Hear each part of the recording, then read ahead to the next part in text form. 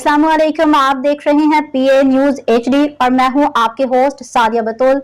शामिल करते हैं आज की अहम खबरें। लाहौर मुस्लिम लीग नून के सदर नवाज शरीफ, वज़ीर आला पंजाब मरियम नवाज से सऊदी अरब के सफीर नवाफ बिन सईद अल मालकी ने मुलाकात की है।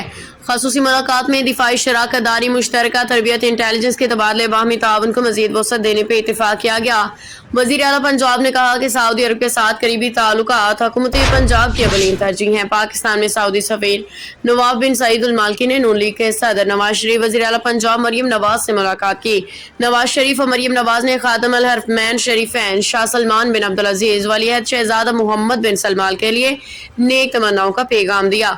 मुलाकात में बाहमी दिलचस्पी के उमूर, इक़्तिसादी ताउन, दिफाई शराकत दारी और मुस्लिम उम्मा के इत्तेहाद से मुतालिक उमूर पर तबादला ख्याल किया गया।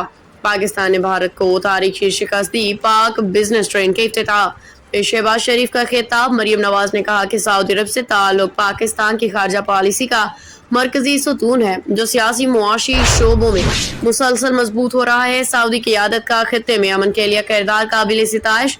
वज़ीर आला का कहना था कि पाकिस्तान भारतीय जारहाना इक़दामात के बावजूद बातचीत के जरिए मसाइल के हल का ख्वाह है। 27 जून को आलमी सालसी अदालत के फैसले ने सिंतास मुआहदे की तौसीक की। पाकिस्तान GCC फ्री ट्रेड मुआहदे की जल्द तकमील के लिए सऊदी ताउन का ख्वाह है। न्यूज स्टूडियो से अब तक के लिए इतना ही। मजीद खबरों और अपडेट्स के लिए देखते रहिए PA न्यूज HD।